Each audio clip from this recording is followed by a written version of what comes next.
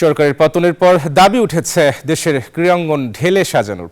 এরই ধারাবাহিকতায় বাফুফে থেকে সভাপতি কাজী সালাউদ্দিন ও নারী উইংয়ের চেয়ারম্যান মাহফুজা আক্তার কিরণের পদত্যাগের দাবি করেছেন সাবেক ও বর্তমান নারী ফুটবলাররা। অন্যদিকে বিসিবিতে ক্রিকেট সংস্কার ও বোর্ডের নানা অব্যবস্থাপনা এবং অনিয়মের বিরুদ্ধে শান্তি সমাবেশ করে ক্রিকেট সংগঠন আরবিসি।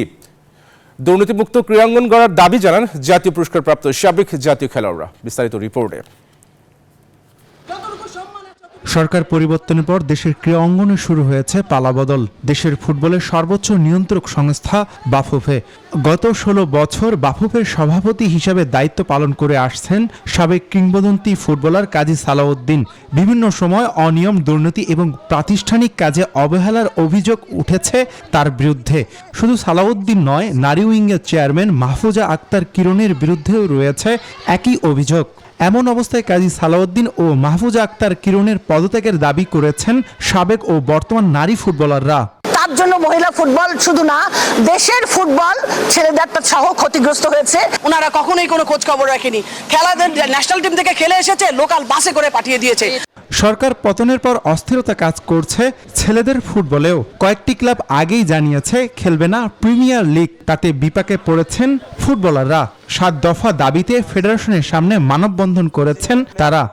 যে আমরা চাই যে প্রত্যেকটা ক্লাব অংশগ্রহণ করুক, কারণ আমাদের প্রত্যেকটা প্লেয়ারেরই আসলে পেশায় এটা। পাশাপাশি যে সমস্ত স্পন্সর প্রতিষ্ঠান ছিল তাদেরকে আমরা আহ্বান করব।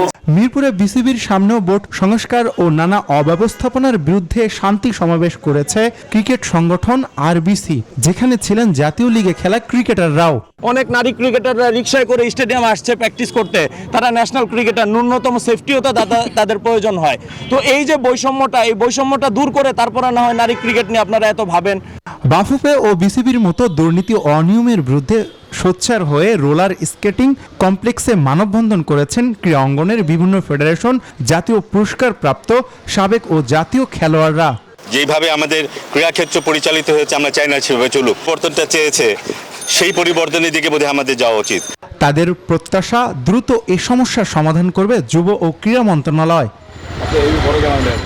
আসমাউল মুত্তাকিন, নিউজ 24, ঢাকা।